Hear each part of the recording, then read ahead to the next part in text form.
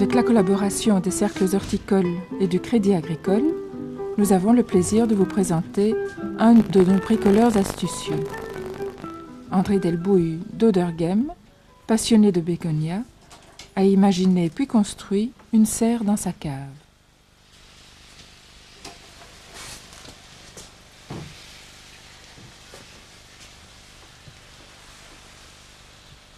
C'est curieux, monsieur, de voir une petite serre ainsi installée dans une cave. D'où vous est venue cette idée? C'est la nécessité qui m'a rendu ingénieux. Et au fond, n'ayant pas de serre depuis très longtemps, j'ai rêvé d'élever des plantes et de jouer au bon Dieu et d'essayer de les faire pousser complètement artificiellement, leur assurant tous leurs besoins fondamentaux, la lumière, la chaleur, l'humidité et l'air. Pouvez-vous nous expliquer un petit peu comment vous y prenez?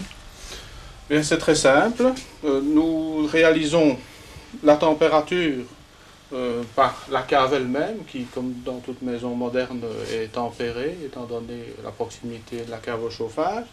Et à partir de là, la température nécessaire est assurée par un léger chauffage qui accompagne l'émission de lumière des tubes fluorescents. Ça, c'est pour la température. Pour la lumière, nous réalisons ici une insolation artificielle de lumière fluorescente à raison de 220 watts par mètre carré de puissance installée. Et c'est bien suffisant pour élever les petites plantes. L'humidité, je crois que c'est évident, vous l'avez vu. Et le problème est que plus le nombre de plantes est grand, mieux on assure l'humidité régulière. Ensuite, l'air.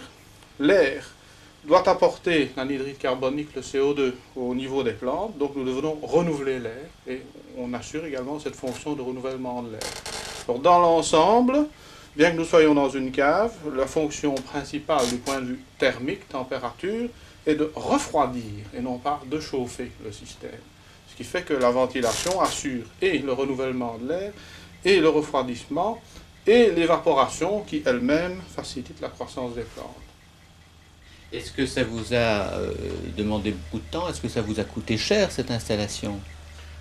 Celle que vous voyez là est une longue mise au point, et son emplacement est fortuit. Il valorise une niche qu'il y a ici dans la cave, en dessous de la niche des radiateurs de living qui se trouve au rez-de-chaussée. Celle-là, j'ai oublié combien elle m'a coûté, mais je viens de faire récemment une évaluation d'une installation de 3 mètres carrés de surface utile, et on peut discuter sur le choix des matériaux, prendre des moins chers ou des plus luxueux, mais enfin, on arrive dans une installation complètement automatisée telle que celle-ci à 10 à 12 000 francs pour 3 mètres carrés. Complètement automatisé? Complètement automatisé, hormis les arrosages, bien entendu. Et qu'est-ce que ça vous apporte, en fait, si je puis dire? Ça me permet de réaliser ce que je ne pourrais faire autrement, étant donné que, pour le moment, j'ai une petite serre, mais auparavant, je n'en avais pas. Et je pouvais, en démarrant ma culture à une date bien choisie, disposer de plantes de prix difficiles à cultiver, telles que les bégonias que vous voyez ici, à un moment très utile pour les planter au jardin après un passage d'environ 1 mois dans une couche. Et est-ce que ces plantes ne reviennent pas chères? Tout cela dépend de ce que l'on fait et jusqu'où l'on poursuit la culture, puisque finalement, sur 1 mètre carré, vous pouvez avoir beaucoup de petites plantes au niveau du semis. On peut mettre 25 000 plantes au niveau du semis.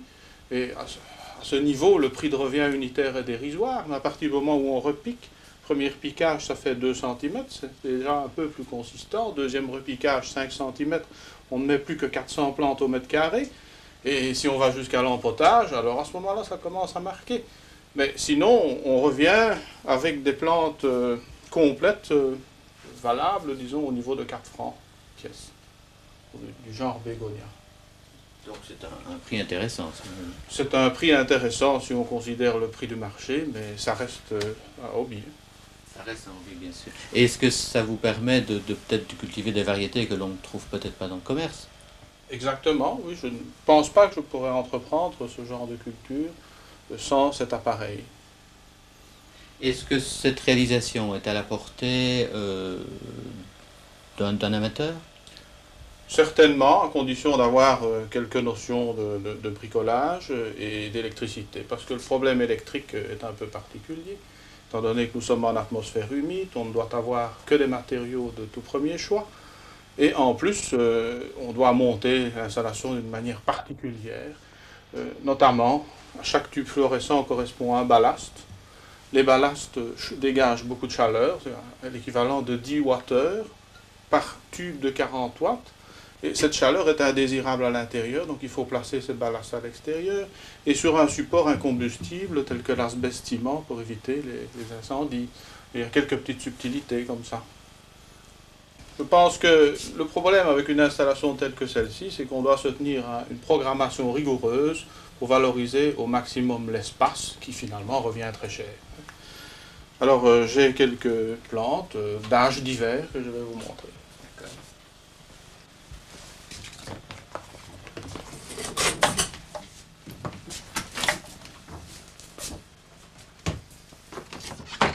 Voilà. Dans le genre bégonia, dont vous avez vu des exemples ici dessus, voilà un semis d'un mois. 3 petits pots avec un semis d'un mois de bégonia. Voilà ici des restants de terrine qui a 2 mois d'âge, donc vous voyez un peu ce que ça donne. Voici un repiquage d'un mois. À côté des bégonias, il y a ici pas mal de plantes. Il y a des tomates qui sont à leur premier piquage. Il y a 8 jours qu'elles sont repiquées. Voilà le semis ici. Des targettes, des œillets d'Inde exactement, des targettes, des roses d'Inde, des reines marguerites, des bégonias tubéreux, mais on peut également y cultiver d'autres plantes. Je crois que j'ai à peu près tout essayé. Tout ne pousse pas idéalement, étant donné que les conditions sont quand même assez artificielles. Et que les exigences en matière de lumière, d'intensité et de nature de la lumière, si elles sont bonnes pour des jeunes plantes, ne sont pas toujours adaptées à des plantes adultes. Je n'ai jamais essayé de cultiver beaucoup de plantes adultes ici, mais je puis vous dire que les Gesneriacées, par exemple les Gloxinia, les Sympolia, les Gesneria, les Streptocarpus, poussent merveilleusement dans un tel environnement. Et j'ai là-bas, vous pourrez voir tout à l'heure, quelques exemples de plantes qui ont été élevées à la lumière artificielle. Vous avez un exemple ici de Gloxinia, précisément. C'est un tout jeune semis. Et le comportement des plantes est très différent à la lumière artificielle et à la lumière naturelle, étant donné qu'on a des Gloxinia beaucoup plus compacts avec la lumière artificielle. Il faut dire aussi que le professionnel qui désirerait élever des Gloxinia hors saison sème normalement très très tard dans l'année, vers le mois d'octobre, et les plantes languissent pendant tout l'hiver, et il faut attendre le mois de février pour les voir démarrer. Mais avec une telle installation, il n'y a pas de problème, on réalise le mois de juin quand on veut, avec 16 heures de lumière par jour. Donc, si j'ai bien compris, la luminosité est programmée ici. La luminosité est programmée de manière à donner une quantité de lumière en durée, en intensité, de manière à reconstituer une saison et à satisfaire les besoins de la photosynthèse, c'est l'intensité. Cette lumière est d'ailleurs fonction de la température. Parce que le problème d'une telle installation, je l'ai déjà dit, n'est pas de chauffer mais de refroidir. On doit toujours avoir un bon équilibre, température-lumière. Et surtout jamais trop chaud pour la lumière disponible, qui est l'élément coûteux et limitant du système. Vous avez parlé aussi de couleur de lumière. Quelle est l'importance? Les plantes réagissent aux couleurs de la lumière. Ainsi, si l'on pouvait critiquer cette culture, eh bien, on dirait que les pétioles sont trop allongées. Et je pense, sans être certain, que c'est une conséquence d'un excès de rouge ou un défaut de bleu dans la lumière des tubes fluorescents qui éclairent cette culture. Je pourrais vous montrer comme comparaison une culture qui a été à 100% à la lumière naturelle, que voilà, qui est âgée d'un mois de plus. Ceci a donc 3 mois, ceci en a 4. Alors vous voyez que ces plantes sont de taille comparable, donc on a gagné 1 mois sur la culture en lumière artificielle vis-à-vis de la culture traditionnelle, mais ici, les pétioles sont beaucoup plus courts. Ça, c'est un problème de lumière. Alors, je pourrais aussi vous montrer que bégonia n'est pas bégonia parce que il existe d'autres variétés de bégonia qui réagissent différemment à la lumière. Voici ici. Qui, vous voyez, mais avec le même éclairage, sont plus nains.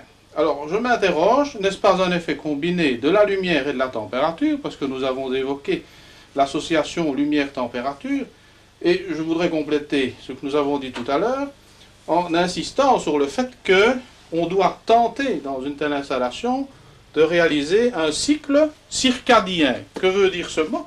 Ça veut dire tout simplement qu'on doit respecter le cycle naturel, c'est-à-dire qu'en même temps que le jour se lève, la température augmente, et quand la nuit tombe, la température s'abaisse.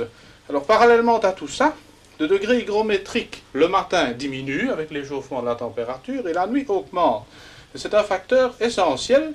Dans cette culture, ce serait une erreur de maintenir la nuit la même température que le jour. Et on essaye systématiquement, et d'ailleurs aussi dans les cultures en serre, et ne serait-ce que pour des raisons économiques, d'avoir la nuit la température minimale compatible avec la croissance. Mais vos résultats sont très satisfaisants, je trouve. À votre sujet.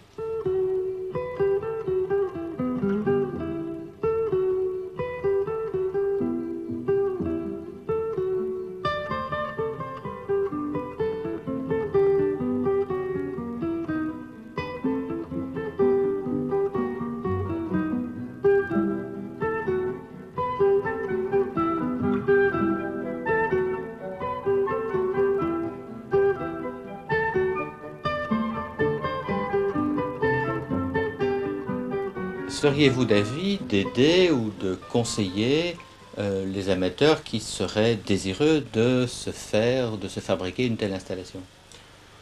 Franchement, oui, à condition d'avoir vaincu certains scrupules moraux visant la conservation de l'énergie, bien entendu, parce que ça fait des kilowatts, ça fait de l'énergie.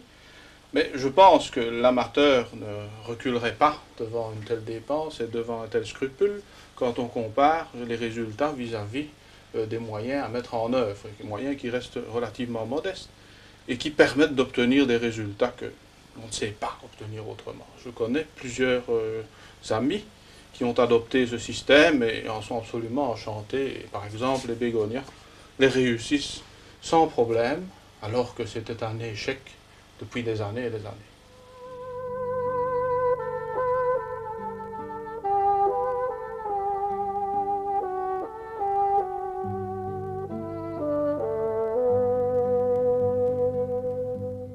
Le samedi qui suit le passage de l'émission sur antenne, vous pouvez vous rendre dans les jardins des écoles horticoles qui ont collaboré aux émissions. Vous pourrez alors poser toutes les questions qui vous intéressent. Prochain rendez-vous, samedi 3 mai, de 15 à 16 heures. Nous vous rappelons les adresses. École technique horticole provinciale de Marimont, rue du Parc 25, 6518 La Estre. Institut d'enseignement supérieur horticole de l'État, rue Verlaine 5, 5800 Grand-Manil-Jean-Blou.